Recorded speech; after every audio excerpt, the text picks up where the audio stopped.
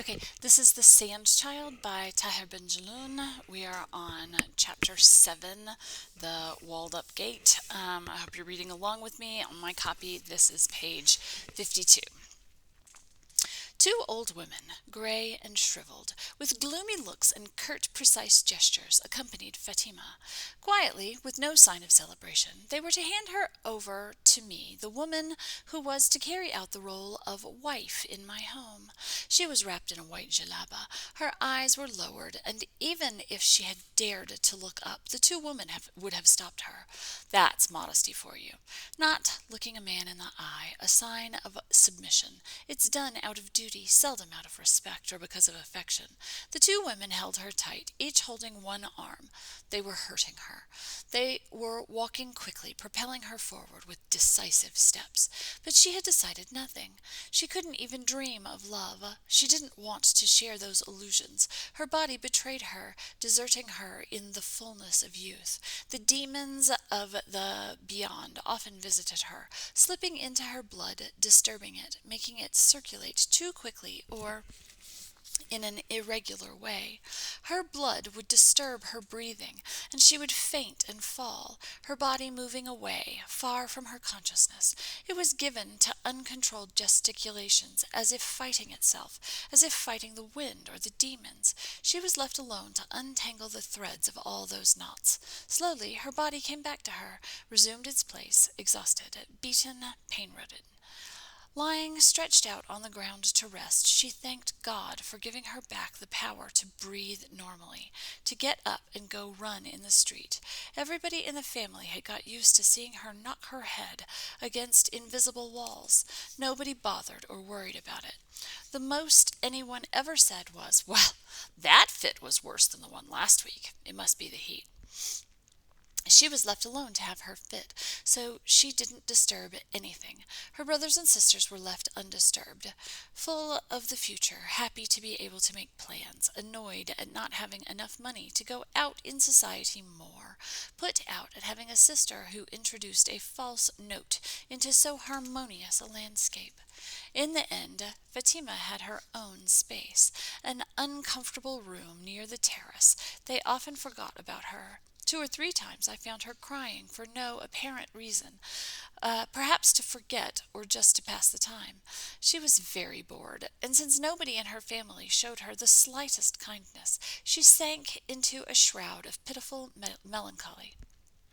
Sacrificed and exhausted, she was a tiny thing, laid by mistake or by some curse on the everyday monotony of a narrow existence, laid on a table left in a corner of the courtyard where the cats leapt. No, where the cats leap and twist and turn, trying to catch flies. Was she beautiful? I still wonder, even today. It has to be admitted that her face got lined at an early age, marked by the frequent and increasingly violent fits. Her features had kept little of their delicacy, though a soft, gentle light glowed in her fair eyes. She had a small nose, and her cheeks were covered with the eternal spots of youth. What I could not like was her mouth, which twisted during the fits and wore a permanent grimace, like an enormous comma on a white page. Her body was firm, despite her short right leg, firm and hard. Her breasts were small, with a few hairs around the nipples. When I took her in my arms, not to express sexual desire, but to console her for her distress, I felt that body, reduced to an active skeleton, fighting with ghosts.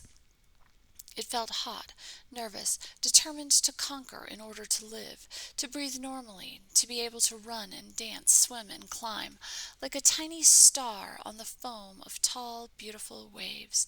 I felt it struggling against death, with all the means at its disposal, nerves and blood. She often had hemorrhages. She would then say that her blood was angry, that it was not worth keeping, that it was good for nothing. She didn't want to have a child, though her dreams were peopled by hordes of brats. As she lay asleep at my side, she would cling to my arm, sucking her thumb, her body relaxed and calm. On the day of her arrival in my house, she whispered in my ear as if confiding a secret. Thank you for getting me out of the other house. We will be brother and sister. You have my soul and my heart, but my body belongs to the earth and the devil that laid it waste. She went to sleep shortly afterward, and I stayed alone. Reflecting on her stammered words, I began to have doubts about myself and my appearance. Did she know about me? Did she want to forestall the speech I had prepared in my head to warn her without revealing my secret to her? Strange. In the end, I came to the conclusion that for a long time she had simply suppressed all sexuality in herself and had accepted this marriage in the belief that I had asked for it not out of love, but simply as a social arrangement to conceal some infirmity or perversion. She must have thought I was homosexual, needing a cover to silence the gossips, or impotent and wanting to keep up appearances. That way, I would have spent my life playing with appearances. All appearances, even those that may have been the truth, fabricated for me. I didn't mind. Her boldness made things easier. I gave her a bed next to mine and busied myself with her as much as I could. She never undressed in front of me, nor did I in front of her. Modesty and chastity reigned in our large room. One day, as she lay asleep, I tried to see if she had been circumcised or if the lips of her vagina had been sewed up. I gently lifted the sheet and found that she was wearing a strong girdle around her pelvis, like a steel chastity belt to discourage desire, or to provoke it and destroy it all the more. Fatima's presence disturbed me greatly. At first I liked the difficulty and complexity of the situation. Then I began to lose patience. I was no longer master of my world and my solitude. That wounded creature at my side, that intrusion that I myself installed inside my secret private life, that grave, desperate woman who was no longer a woman, who traveled a painful path, that woman who didn't even aspire to be a man, but to be nothing at all, that woman who almost never spoke, murmuring a sentence or two from time to time, but enclosing herself in a long silence, reading books of mysticism and sleeping without making the slightest sound. That woman prevented me from sleeping. Sometimes I observed her for a long time in her sleep, staring at her until the features and contours of her face became blurred, and I penetrated that dark, shadowy pit in which her deepest thoughts were kept. Silently I pursued my delusion, successfully reaching her thoughts as if I myself had expressed them. That was my mirror, my weakness. That is what haunted me. I heard her steps in the middle of the night, moving slowly over an old creaking floor. In fact, it wasn't a wooden floor, but I had imagined the sound, and the sound conjured up a floor made of old wood that had come from some ruined house, abandoned by travelers in a hurry. The house was an old hut in a wood surrounded by oaks that had been ravaged by time. I climbed up onto one of the few safe branches and looked down at the shed, at the leaky roof which let in the light, and through which I could see the traces of footprints in the dust. These led me to a cave where rats and other beasts, whose names I do not know, live happily. In that cave, a veritable prehistoric grotto, lay the thoughts of the woman who was asleep in the same room as I, and whom I regarded with mixed feelings of pity, tenderness, and anger, a whirlpool in which I was losing the sense of things and patience with them, in which I was becoming more and more a stranger to my destiny and my projects.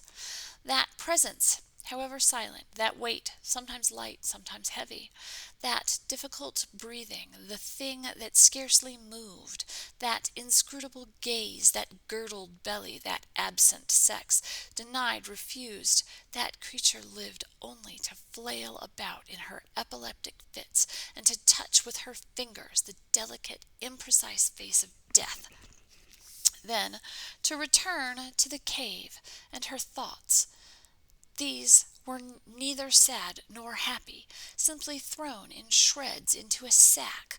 The rats had tried to eat them, but must have given up, because they were smeared with a toxic substance that protected them and kept them intact. She slept a great deal. When she was awake, she shut herself away for long periods in the bathroom, gave a few orders to the maid, then returned to her isolation. She never mixed with my sisters, accepted no invitation. In the evening, when I came home, she muttered a few words of thanks, as if she owed me something. My sisters never understood the meaning of this marriage.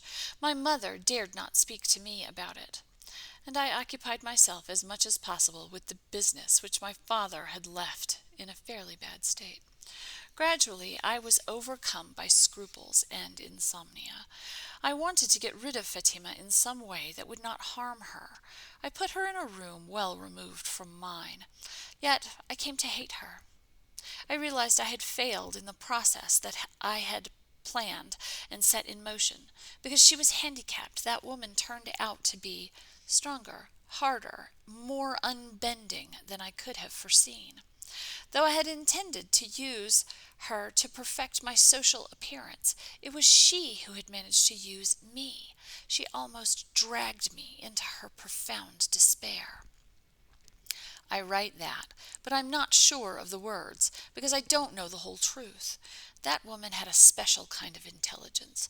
All the words she never spoke, all the words she saved up, were poured into her unshakable condition, reinforcing her plans and projects. She had already given up living, and was moving slowly and surely toward disappearance, toward extinction, not a sudden death, but a slow series of backward steps toward the gaping ditch behind the horizon.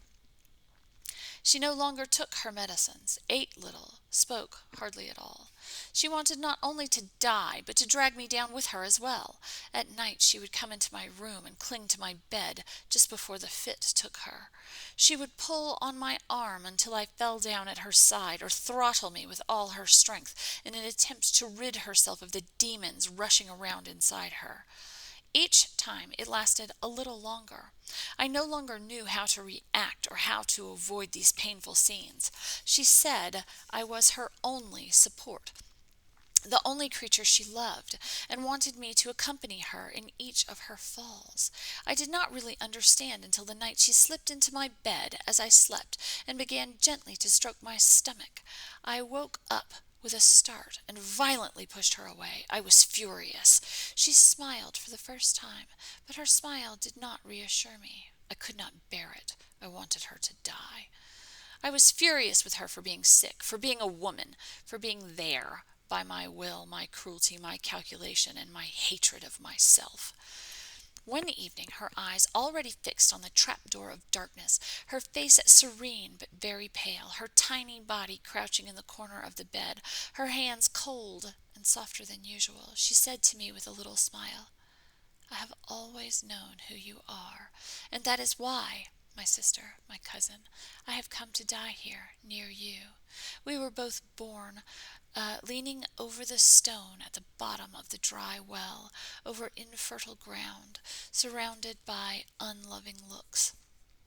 We are women before being sick, or perhaps we are sick because we are women. I know your wound. We share it. I am going. I am your wife, and you are mine. You will be a widower, and let's say I was a mistake, not a very serious one. Just a minor deviation from the course that was never rectified.